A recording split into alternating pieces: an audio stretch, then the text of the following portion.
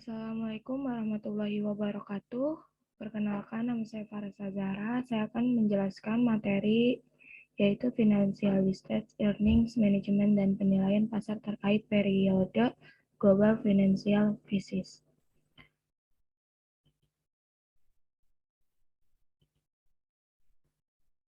Pendahuluannya, krisis global ditandai dengan adanya ketidakseimbangan dalam proses globalisasi.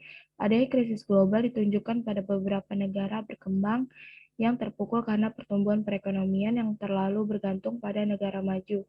Hal ini terlihat dengan tidak stabilnya lembaga keuangan di Amerika yang diawali dengan jatuhnya subprime mortgage pada pertengahan tahun 2007 di pasar modal Amerika Serikat. Adanya tindakan earnings management didukung pada penelitian terdahulu oleh Hasselhoff et al. Dan Koch, yang menemukan bahwa financial distress memiliki pengaruh signifikan terhadap earnings management, akan tetapi hasil tersebut bertolak belakang dengan hasil penelitian Fatoni et al. yang menemukan adanya pengaruh tidak signifikan antara financial distress dengan earnings management. Landasan teori dan pengembangan hipotesis earnings management terdapat dilihat dari dua perspektif. Yang pertama itu ada financial reporting perspektif dan contracting perspektif.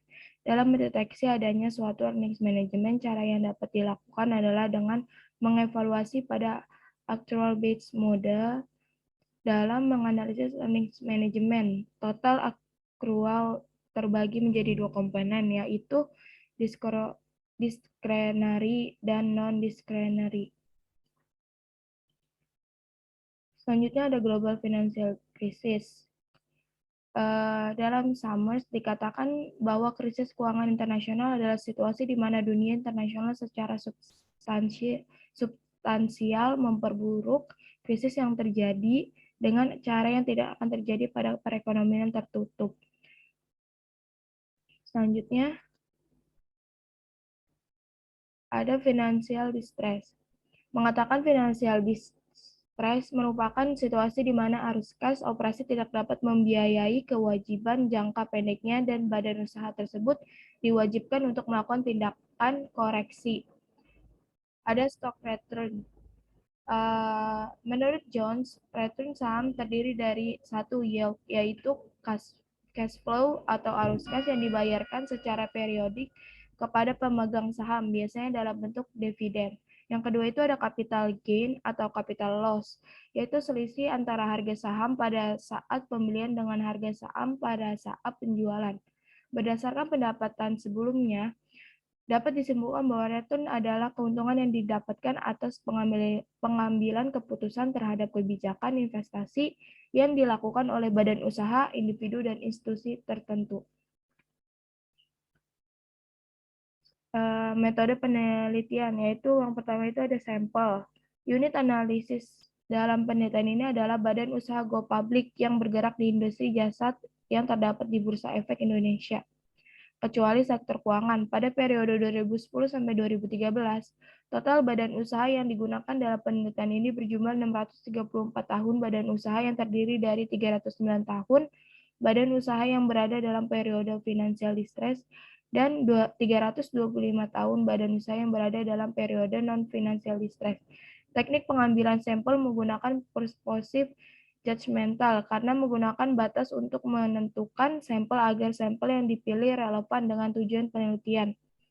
Kriteria sampel yang diterapkan yaitu badan usaha jasa yang menerbitkan laporan keuangan auditan periode 2010 sampai 2013. Data laporan keuangan badan usaha jasa menggunakan rupiah sebagai mata uang pelaporan periode laporan keuangan yang berakhir pada 31 Desember dan badan usaha yang memiliki informasi mengenai data saham. Selanjutnya ada hasil dan pembahasan, ini ada variabelnya. Konstannya itu ada distress, size, leverage, OCF, EUD, on growth. Ini ada beberapa mode regresi 1, 2, 3 dan variabelnya. Selanjutnya, hasil pengujian pada hipotesis pertama itu menunjukkan bahwa variabel distress memiliki hubungan negatif signifikan terhadap earnings management dengan signifikan 0,000 dan terlihat dalam koefisien regresi dari variabel distress yang bernilai negatif. Artinya, hipotesis 1 pada penelitian ini diterima, yaitu dengan syarat adanya nilai yang signifikan pada variabel distress dan koefisien yang tidak sama dengan 0. Hasil pengujian pada hipotesis 2 itu menunjukkan bahwa variabel distress memiliki hubungan negatif signifikan terhadap discretionary accruals dengan signifikan 0,001 yang menunjukkan semakin rendah tingkat distress pada suatu badan usaha, maka cenderung melakukan earnings management dan sebaliknya.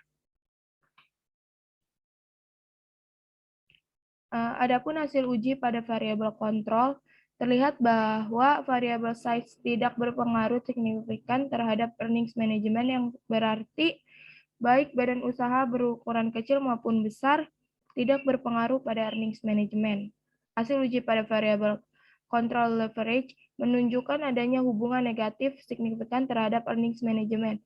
Berdasarkan hal tersebut, semakin tinggi utang yang diperoleh suatu badan usaha untuk melakukan investasi, maka tindakan earnings management semakin rendah.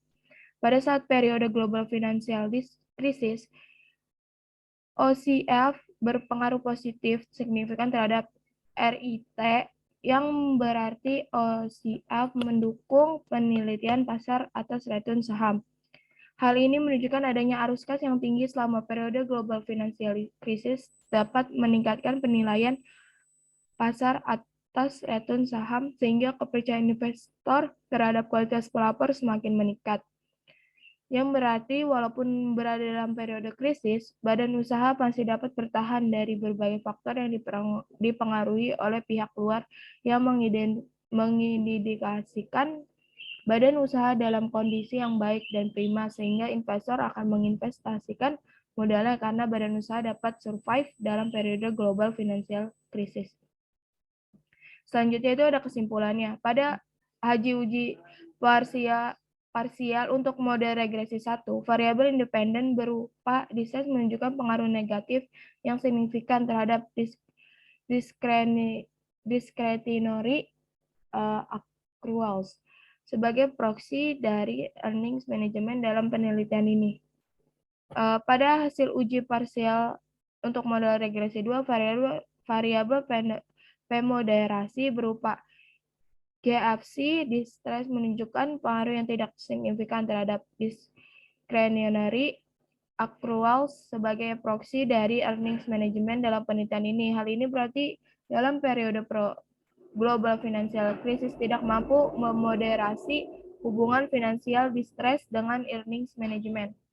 Pada hasil uji parsial untuk model regresi 3, variabel pemoderasi berupa GFC menunjukkan pengaruh yang tidak signifikan terhadap penilaian pasar dalam penelitian ini. Sekian penjelasan dari saya, kurang lebihnya mohon maaf. Wassalamualaikum warahmatullahi wabarakatuh.